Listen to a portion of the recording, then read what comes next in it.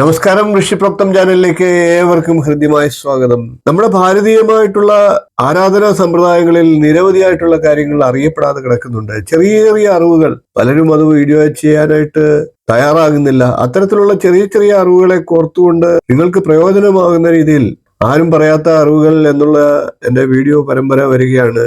ഏതാണ്ട് 2-3 വീഡിയോകൾ ചെയ്തു കഴിഞ്ഞു. അതിന്റെ തുടർച്ചയായിട്ട് നമുക്ക് ഇന്ന് മറ്റൊരു അത്തരത്തിലുള്ള ഏതാനും ചെറിയ ചെറിയ അറിവുകളെ, എന്നാൽ വിലപ്പെട്ട അറിവുകളെ കോർത്തിണക്കിക്കൊണ്ടുള്ള വീഡിയോയിലേക്ക് കടക്കാം. വീഡിയോയിലേക്ക് കടക്കുന്നതിന് മുമ്പ് ചാനൽ ഇതുവരെ സബ്സ്ക്രൈബ് ചെയ്യാത്തവരാണെങ്കിൽ ഒന്ന് സബ്സ്ക്രൈബ് ചെയ്യുക എന്ന് അഭ്യർത്ഥിക്കുകയാണ്. അതോടൊപ്പം നോട്ടിഫിക്കേഷൻ ബെൽ ബട്ടൺ ഒന്ന് ഓൾ എന്ന് എനേബിൾ ചെയ്യുക. നിങ്ങളുടെ അഭിപ്രായം കമന്റായിട്ട് അറിയിക്കുക. നിങ്ങളുടെ ലൈക്കും ഷെയറും കമന്റും ഒക്കെയാണ് എനിക്ക് കിട്ടുന്ന ഏറ്റവും വലിയ പ്രചോദനം. നിങ്ങളുടെ പ്രോത്സാഹനം പ്രതീക്ഷിച്ചുകൊണ്ട് ഇന്നത്തെ വീഡിയോയിലേക്ക് ഞാൻ കടക്കുന്നു. നമ്മളുടെ ആരാധനാ സമ്പ്രദായത്തിൽ നല്ല ജീവിതത്തിന്, ശാരീരികവും മാനസികവുമായിട്ടുള്ള ഉന്മേഷത്തിനും ആരോഗ്യത്തിനുമായിട്ട് കുറെ ശീലങ്ങൾ അനുവർത്തിക്കുന്നതിനെ കുറിച്ച് ഗ്രന്ഥങ്ങളിൽ പറഞ്ഞിട്ടുണ്ട്. അത്തരത്തിലുള്ള ശീലങ്ങൾ ഒരു യോഗനിഷ്ഠയോടുകൂടി പുലർത്തുന്നവർക്ക് നല്ല ആരോഗ്യവും മനസ്സുമൊക്കെ ഉണ്ടാകുന്നതാണ്. അത്തരത്തിലൊന്നാണ് കുളിക്കുമ്പോൾ ചെയ്യേണ്ട കാര്യങ്ങളെക്കുറിച്ച് ഞാൻ പ്രത്യേകം ഒരു വീഡിയോ ചെയ്തിരുന്നു. എന്നാൽ ശ്ലോകം ചൊല്ലി കുളിക്കുമ്പോഴുള്ള ഫലങ്ങളാണ് ഇന്നത്തെ ഈ വീഡിയോയിൽ ആദ്യമായിട്ട് പറയാൻ ഉദ്ദേശിക്കുന്നത്. നാം എപ്പോഴും കുളിക്കുമ്പോൾ ആ ജലത്തെ ഗംഗയായി സങ്കല്പിച്ചിട്ട് വേണം കുളിക്കാനായിട്ട്. ഗംഗ, യമുന, സരസ്വതി, നർമ്മദ, സിന്ധു, കാവേരി എന്നീ സപ്ത നദികളെ തീർത്ഥമായി നാം കുളിക്കുന്ന ജലത്തിലേക്ക് ആവാഹിച്ചുകൊണ്ട് കുളിക്കുന്നത് ഏറ്റവും ഫലപ്രദമാണ്. അങ്ങനെ ഒരു ആധ്യാത്മിക പരിവേഷം നടത്തി കുളിക്കുമ്പോൾ എന്തെന്നില്ലാത്ത ഒരു ഊർജം ലഭിക്കുന്നതാണ്. നിങ്ങൾ ഇതുവരെ അങ്ങനെ ചെയ്തിട്ടില്ല എങ്കിൽ ഒന്ന് ചെയ്തു നോക്കൂ. നമ്മുടെ പ്രപഞ്ചത്തിലെ ഊർജം വളരെ ഗംഭീരമാണ്. അത് നിങ്ങളിലേക്ക് എത്തണമെങ്കിൽ വെറുതെ ഒരു കുളിച്ചിട്ട് കാര്യമില്ല.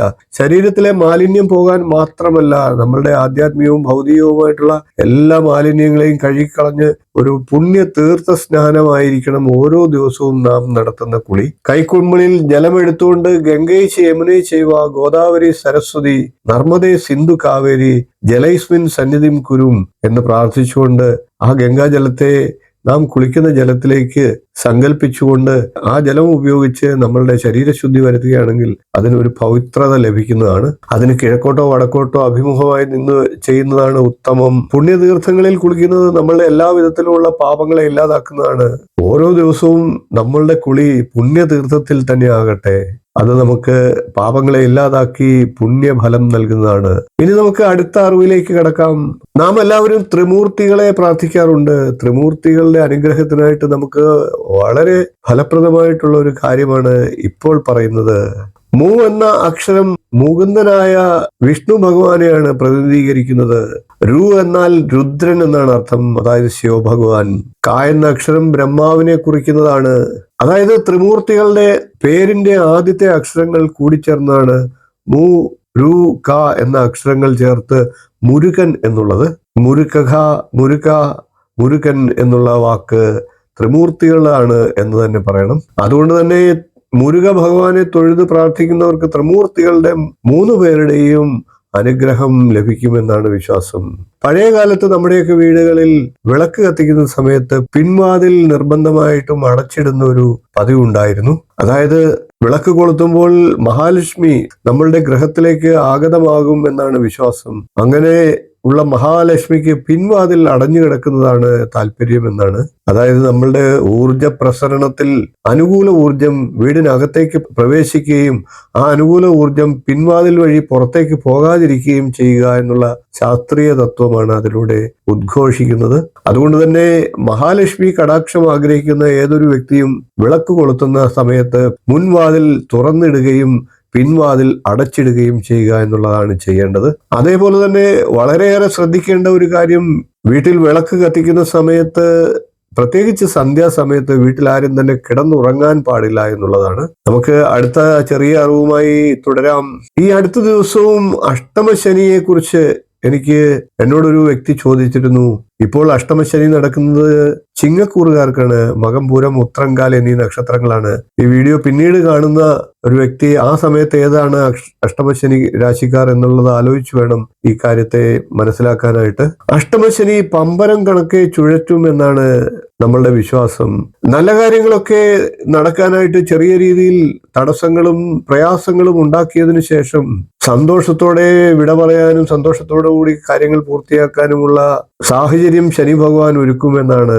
അതായത് പമ്പരം പല പ്രാവശ്യം ചുറ്റി തിരിഞ്ഞതിന് ശേഷം ശാന്തമായി നിൽക്കും എന്നുള്ളതാണ് പമ്പരം പോലെ കറക്കും എന്നുള്ള പ്രയോഗത്തിലൂടെ ഉദ്ദേശിക്കുന്നത്. അഷ്ടമശനി ഉള്ളവർ ശനിയാഴ്ച തോറും ശനീശ്വര സന്നിധിയിലോ ശാസ്താക്ഷേത്രത്തിലോ എള്ള് നേദിക്കുക, എള്ള് പായസം നടത്തുക.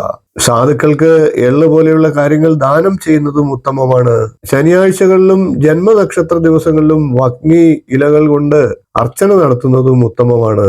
നമ്മുടെ ഗ്രഹത്തിൽ തന്നെ ശനീശ്വരൻ അഥവാ ശാസ്താവ് എന്നുള്ള സങ്കല്പത്തിൽ വഗ്നി ഇലകൾ കൊണ്ട് അർച്ചന നടത്തി ശനീശ്വര മന്ത്രങ്ങൾ ജപിക്കുന്നത് അഷ്ടമശനി ദോഷത്തെ ഇല്ലാതാക്കുന്നതാണ്. അഷ്ടമശനിയെ ആരും പേടിക്കേണ്ട. കാര്യങ്ങൾക്ക് ആദ്യം ഒരു തടസ്സമുണ്ടാകുമെങ്കിലും വളരെ ഭംഗിയായ രീതിയിൽ സന്തോഷകരമായി എല്ലാം പൂർത്തിയാക്കാനായിട്ട് ശനീശ്വരൻ നിങ്ങളെ അനുഗ്രഹിക്കും. ശനി ഭഗവാൻ ന്യായത്തിന്റെ ദേവതയാണ്. നിങ്ങളുടെ പ്രവർത്തനത്തിനനുസരിച്ച് തീർച്ചയായിട്ടും ഫലങ്ങൾ ചെയ്യും. സത്കർമ്മങ്ങൾ ചെയ്യുക, ശനിയുടെ അനുഗ്രഹം ഉണ്ടാകും. ഇനി നമുക്ക് അടുത്ത ചെറിയ ലഘു അറിവിലേക്ക് കടക്കാം. ഗ്രഹദോഷങ്ങൾ അകറ്റുന്ന ശിവഭഗവാനെ കുറിച്ച് നമുക്ക് അതിന്റെ വിഷയങ്ങളൊന്ന് പരിശോധിക്കാം. വിവാഹ ഭാഗ്യത്തിനായി ഗണപതിയെ പ്രീതിപ്പെടുത്തുന്ന ചെറിയ അറിവിലേക്കാണ് ഇപ്പോൾ നാം കിടക്കുന്നത്. ബ്രഹ്മചാരിയാണ് ഭഗവാൻ. എന്നിരുന്നാലും വിവാഹ ആവശ്യങ്ങൾക്ക് തന്നെ സമീപിക്കുന്നവർക്ക് തീർച്ചയായിട്ടും ഗണപതി ഭഗവാൻ അനുഗ്രഹം നൽകുമെന്നാണ് വിശ്വാസം.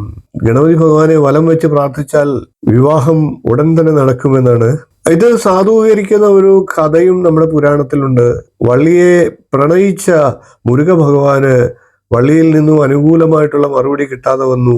വള്ളിയെ വിവാഹം കഴിക്കാൻ അതിയായി ആഗ്രഹിച്ച മുരുകനാകട്ടെ ജ്യേഷ്ഠനായിട്ടുള്ള ഗണപതി ഭഗവാന്റെ സഹായം തേടി എന്നാണ്. ഗണപതി ആനയുടെ രൂപത്തിൽ പ്രത്യക്ഷപ്പെടുകയും ആനയെ കണ്ട് ഭയന്ന വള്ളിയാകട്ടെ അവിടെ വേടന്റെ രൂപത്തിൽ നിന്ന മുരുക ഭഗവാനെ രക്ഷപ്പെടുത്താനായിട്ട് ആവശ്യപ്പെട്ടുകൊണ്ട് ആലിംഗനം ചെയ്യുകയും ചെയ്തു. അതോടെ അവരിൽ മുരുക ഭഗവാനോട് പ്രണയം നാമ്പിടുകയും മുരുകന്റെ പത്നിയായി തീരുകയും ചെയ്തു. അതുകൊണ്ടാണ് മുരുക ഭഗവാനെ വള്ളി മണാളൻ എന്ന് പറയുന്നത്. തനിക്ക് കിട്ടാത്തത് ആർക്കും കിട്ടരുത് എന്ന് കരുതുന്ന വ്യക്തികളുള്ളതാണ് ഈ ലോകത്തിൽ ഭൂരിഭാഗം പേരും. എന്നാൽ ബ്രഹ്മചാരിയായിട്ടുള്ള ഗണപതി ഭഗവാനാകട്ടെ തന്നെ ശരണാഗതി പ്രാപിക്കുന്നവർക്ക് വിവാഹ വരം നൽകി ഉറപ്പായിട്ടും അനുഗ്രഹിക്കുമെന്നാണ് വിശ്വാസം. ശിവകവച പാരായണം ചെയ്തുകൊണ്ട് സമ്പത്ത് വർദ്ധിപ്പിക്കാനുള്ള ഭാഗ്യം നമുക്ക് നേടിയെടുക്കാനായിട്ട് പറ്റുന്നതാണ്. അതിന്റെ ഒരു ചെറിയ അറിവാണ് നിങ്ങളിലേക്ക് ഇപ്പോൾ പകരുന്നത്. പാണ്ഡ്യ രാജാക്കന്മാരിൽ ഒരാളായിരുന്ന വരുതുംഗ പാണ്ഡ്യൻ, അദ്ദേഹം രചിച്ച ഒരു കാവ്യമാണ് ബ്രഹ്മേത്ര കാണ്ഡം. അതിൽ ഭക്തന് വേണ്ട യോഗ്യതകൾ, പൂജാരീതികൾ, പ്രദോഷം, ശിവരാത്രി മഹത്വം, വിഭൂതി, രുദ്രാക്ഷത്തിന്റെ മഹാത്മ്യങ്ങൾ തുടങ്ങി ശിവഭഗവാനുമായി ബന്ധപ്പെട്ട ഒട്ടേറെ കാര്യങ്ങൾ പ്രതിപാദിച്ചിട്ടുണ്ട്. അതിൽ ശിവകവചം എന്ന ഭാഗം പാരായണം ചെയ്യുന്നവർക്ക് സമ്പത്ത് വർദ്ധിക്കും എന്നാണ് വിശ്വാസികളുടെ അനുഭവം. അതുകൂടാതെ ആ വ്യക്തികൾക്ക് നല്ല ജീവിത സമൃദ്ധിയും നല്ല ചിന്തകളും മുക്തിയും ലഭിക്കുമെന്നാണ് വിശ്വാസം. ഇത്രയും അറിവുകളാണ് ഈ വീഡിയോയിൽ ഉൾക്കൊള്ളിക്കുന്നത്. നമുക്ക് ഇതുപോലുള്ള നല്ല നല്ല ചെറിയ ചെറിയ അറിവുകളുമായി ഇനിയും തുടർന്ന് വീഡിയോകൾ ചെയ്യുന്നതാണ്. വീഡിയോ ഇഷ്ടപ്പെട്ടുവെങ്കിൽ ഒന്ന് ലൈക്ക് ചെയ്യുക, ഷെയർ ചെയ്യുക, ചാനൽ ഒന്ന് സബ്സ്ക്രൈബ് ചെയ്യുക, നിങ്ങളുടെ അഭിപ്രായം കമന്റായിട്ട് അറിയിക്കുക. അടുത്ത ദിവസം നമുക്ക് മറ്റൊരു വീഡിയോയുമായി കാണാം. നന്ദി, നമസ്കാരം, ശുഭദിനം.